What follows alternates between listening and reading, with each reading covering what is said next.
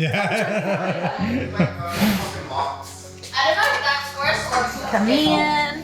It's like Vogue, welcome to it. Yeah.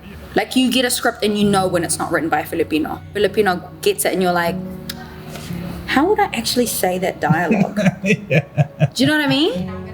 Whilst all of my other peers are like, oh yeah, this, yeah, cool, yeah, that happens in my world, fish and chips, all good. And like, I love the world, I love those guys, but I think there's also the extra labor for us who need to figure out how our culture fits into that default. But the default here is Filipino. Totally. So it's nice. Just de-rig, have dinner just out here together, and then give you plenty of time to decompress and prepare for the show. Whoa.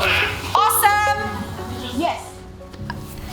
I'm invested in this show in a very different way because I've been a part of these guys' journey to like discovering who they are as performers, who they are as Filipinos, and like a lot of the groundwork that we've been doing outside of teaching them acting craft and skills is actually like being unapologetically themselves.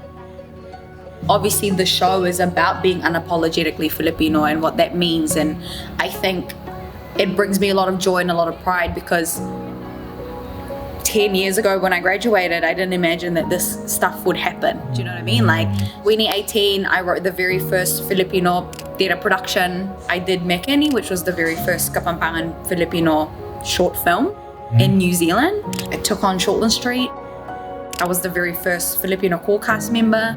And I think all of those firsts, as much as amazing achievements as they were all really lonely and really hard.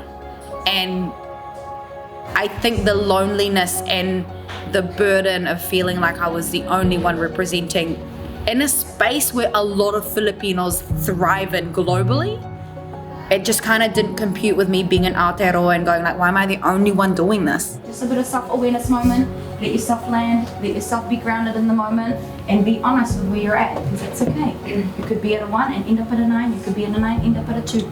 It's all valid, all right? Right now, I'm a solid 8. 7.5. 8 now. 7, 8. For me, this show means it's a lot of love, a lot of labor of love. Hearing them laughing side of stage, getting along, doing all the behind the scenes joyful stuff, and then you see their drama and the quirkiness on stage. For me, that's like, oh, this is just Filipinos doing what they do best. Being funny, being dramatic, being with each other, being a community, portraying community on stage. This is like everything we miss from back home, you know, like, I think this kaupapa for me makes me feel less homesick. 3. Okay, 1, 2, 3. Look out! Okay, reset. Ready? Ella's gonna grab. Oh, wait. Photo, group photo. Oh, what was my